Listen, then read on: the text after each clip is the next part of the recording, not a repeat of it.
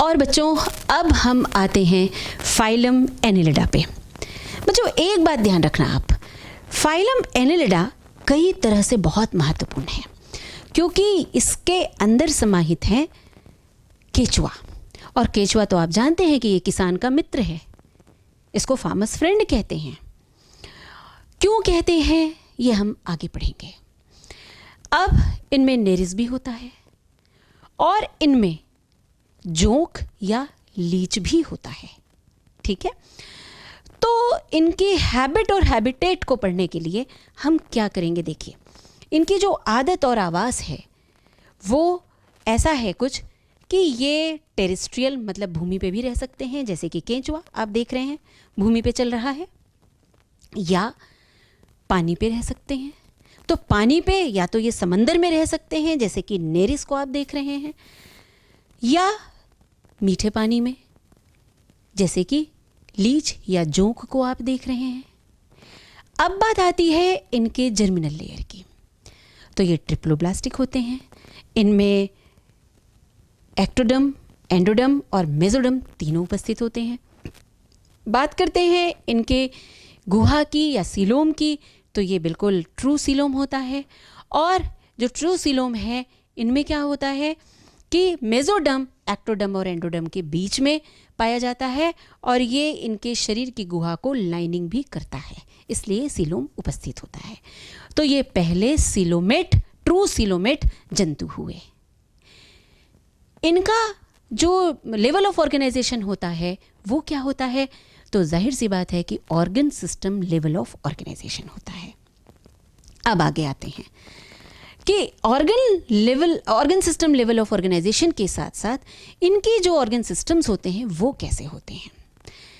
तो organ system में हम ज़रूर जाएंगे, लेकिन सिमेट्री जो छूटा है वो देखते हैं। सिमेट्री इनमें बाइलेटरल सिमेट्री होती है और इनमें एक महत्वपूर्ण बात होती है कि इनका जो शरीर है आप देखेंगे इनमें ट्रू सेगमेंटेशन होता है। देखिए इसमें अंदर और बाहर दोनों तरफ से ये शरीर खंडों में विभाजित है, इसलिए इस वर्म को हम सेगमेंटेड वर्म कहते हैं, ठीक है।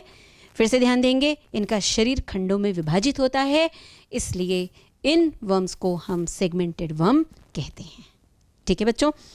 अब आगे आते हैं कि इनका जो ऑर्गन सिस्टम है वो कैसा होता है। तो सबसे पहले हम पाचन तंत्र में आते हैं।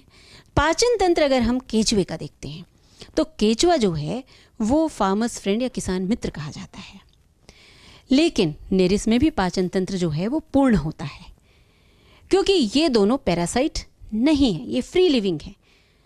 अब केचुए की बात यदि हम करते हैं तो ये जानना आपको बहुत आवश्यक है कि इसे किसान मित्र क्यों कहा जाता है। बच्चों ये केचुए जो हैं ये डेट्रोवोरस होते हैं। डेट्रीवोरस का मतलब होता है ये सड़े गले पदार्थों को खाद में परिवर्तित करने की इनके अंदर क्षमता है। तो जो इनके अंदर एक तरह की कैल्शियम कार्बोनेट वाली जो ग्लैंड होती है जिसको कैल्केरियस ग्लैंड हम कहते हैं, वो ह्यूमिक एसिड जो कि उन पत्तों में, उन ह्यूमस में जो एसिड मिलता है उसको ये क्या करते हैं, न्यूट्रलाइज कर देते हैं। तो इस तरह से जब इनकी कास्टिंग निकलती है, जो इनका फीकस निकलता है, वो खेतों की मिट्टी के लिए उपजाऊ बड़ा पोषक होता है और मिट्टी उपजाऊ हो जाती है। साथ ही साथ ये जिस तरह से सुरंग बनाते हैं उसमें मिट्टी ऊपर नीचे होती है। तो इस तरह से ये किसान के मित्र होते हैं। तो डाइजेस्टिव सिस्टम इनमें पूरा होता है। अब बात आती है रेस्पिरेटरी सिस्टम की या श्वसन तंत्र की।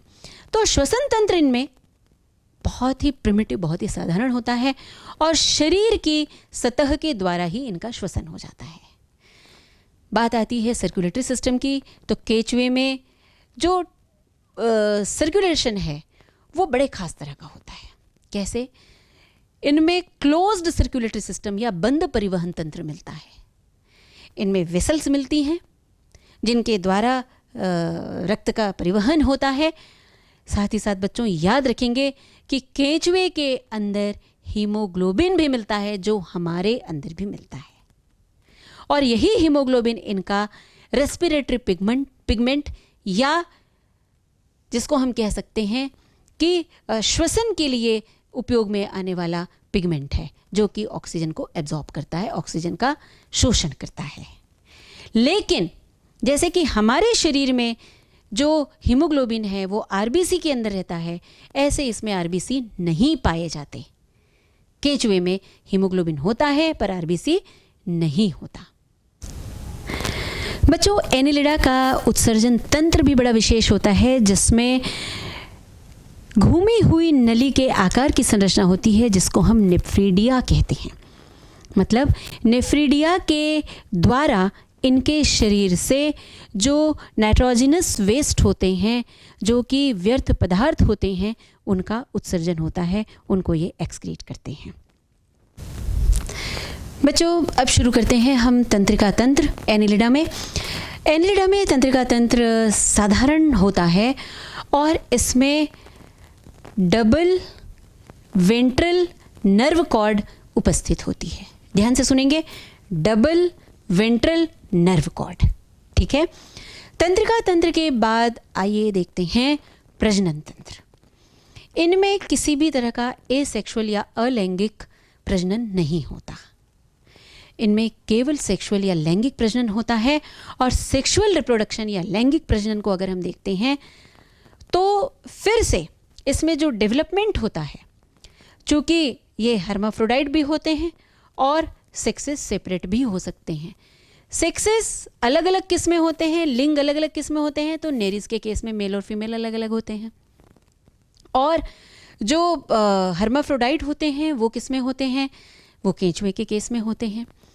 केंचुआ जो है वो विकास कोष की प्रत्यक्ष स्थिति को दर्शाता है। प्रत्यक्ष स्थिति मतलब डायरेक्ट डेवलपमेंट।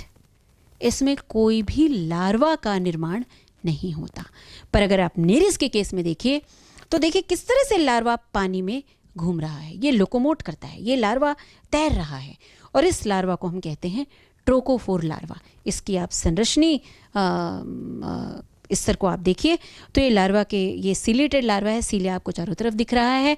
और यही लार्वा बाद में फिर नेरिस में विकसित होता है। तो मतलब क्या हुआ कि इसमें जो लिंग हैं वो अलग अलग भी हो सकते हैं, जैसे कि नेरिस लिंग मेल और फीमेल एक साथ हो सकते हैं, जैसे कि केंचुआ। विकास डेवलपमेंट प्रत्यक्ष हो सकता है, डायरेक्ट हो सकता है, जैसे कि केंचुआ।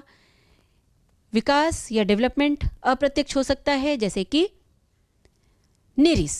और लार्वा ट्रोकोफोर लार्वा। अब हम आते हैं इनकी विशेष कोशिकाओं पे। यहाँ पर देखिए बच्चों, जो अर्थवर्म है, जो केंचुआ है, वो किस तरह से चल रहा है, इसके चलने को आप गौर करिए। तो ये थोड़ा आगे बढ़ता है, फिर सिमटता है, फिर आगे बढ़ता है।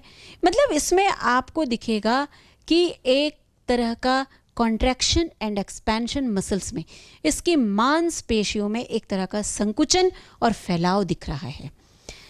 ये होता है क्योंकि इसमें एक विशेष अंग है जिसको हम कहते हैं सीटी, SETAE आप देख रहे हैं। तो सीटी की उपस्थिति के कारण ये इस तरह से चलते हैं। और सीटी की जो उपस्थिति है वो इनमें, इनके लोकोमोशन में, इनके चलन में, इनके मूवमेंट में, इनकी गति में सहायक होती है। यही बात यदि हम नेरिस के केस में देखें तो नेरिस का जो विशेष ऑर्गन आपको दिख रहा है, देखिए दोनों तरफ आपको इसमें पैरापोडिया दिख रहे हैं। और ये पैरापोडिया इनको स्विमिंग में, लोकोमोशन में, क्योंकि नेरिस तो पानी में रहता है, तो पानी में अगर कोई चलेगा तो कैसा चलेगा, तैरेगा। तो चलने में, तैरने में और साथ ही साथ श्वसन में भी सहायक होता है। ठीक है। अब हमने फाइलम एनिलिडा को देखा तो थोड़ा सा हम इसको दोहरा लेते हैं। क्या क्या बोलते हैं हम कि फाइलम एनिलिडा को हम सेगमेंटेड वर्म कहते हैं। ये पैरासाइट भी हो सकते हैं या ये फ्री लिविंग भी हो सकते हैं। पैरासाइट अगर होते हैं, परजीवी होते हैं, तो हम जोंक का उदाहरण लेते हैं। फ्री लिविंग होते हैं तो हम नेरिस और केंचुए को देखते हैं। केंचुआ जो है वो टेरेस्ट्रियल है, ज़मीन पर दिख सकता है आपको। और नेरिस जो है वो खारे पानी में रहता है, लेकिन लीच या जोंक जो है वो मीठे पानी में रहता है। इनमें सीलोम पाया जाता है। क्लोज सर्कुलेटरी सिस्टम या बंद परिवहन तंत्र दिखाते हैं। ये बाइलेटरल सिमेट्री है। और साथ ही साथ इनमें तीनों जर्मिनल लेयर मतलब एक्टोडर्म, एंडोडर्म और मेसोडर्म की उपस्थिति होती है। इनमें श्वसन तंत्र बहुत ही साधारण तरह का होता है। केंचुए में लोकोमोशन के लिए या गति के लिए जो सहायक अंग होते हैं वो सीटी है, जबकि नेरिस में पैरापोडिया है। पैरापोडिया इनको श्वसन में भी सहायता करते हैं।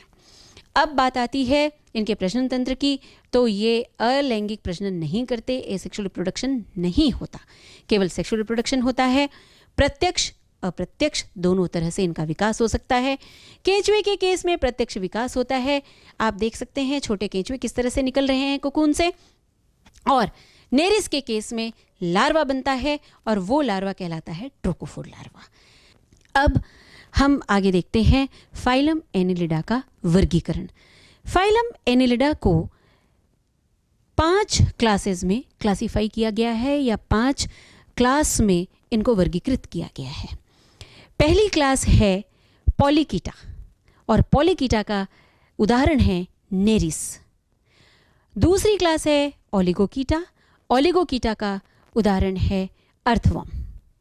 और तीसरी क्लास है हिरुडिनिया, हिरुडिनिया का उदाहरण है हिरुडिनेरिया, या जिसको हम कहते हैं जोंक या लीच। बच्चों एक बात यहाँ पर हम रुकेंगे, थोड़ा सा आपको मैं बताना चाहूँगी। आप देख रहे हैं कि ये जो लीच है, जो हिरुडिनेरिया है, वो देखिए किस तरह से वो चल रही है। वो एक चूषक अंग, एक सकर्स बना रही है, और उसके जो सकर्स हैं वो त्वचा में फिट हो रहे हैं, त्वचा में वो अपनी पकड़ मजबूत कर रहे हैं। और साथ ही साथ आप देख रहे हैं इस त्वचा से रक्त निकल रहा है, इस त्वचा से ब्लड सिक्रीशन हो रहा है। मतलब जो मनुष्य का रक्त है, जो ब्लड है, वही इस लीच का खाना बनाता है।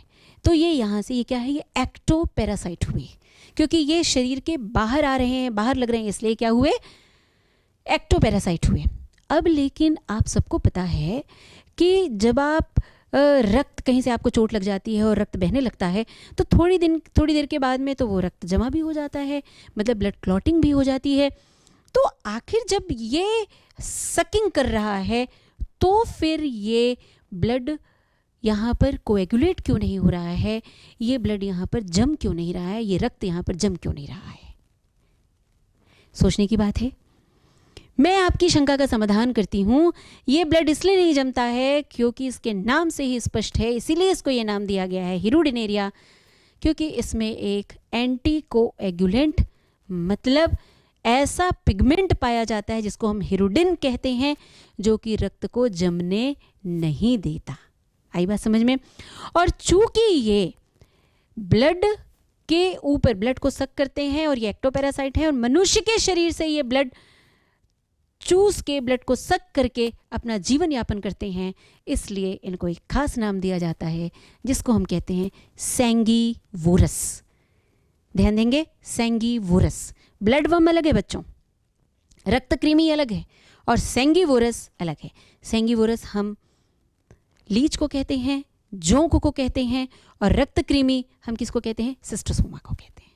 ठीक है, आगे की क्लास लेते हैं एरिकेनिलिडा, जिसका एग्जाम्पल है डाइनोफाइलस। तो डाइनोफाइलस जो है वो एरिकेनिलिडा का एग्जाम्पल है, उसका उदाहरण है। और आखिरी जो क्लास है वो है इकायोरिडा। इकायोरिडा में बोनेलिया का उदाहरण हम समाहित करते हैं।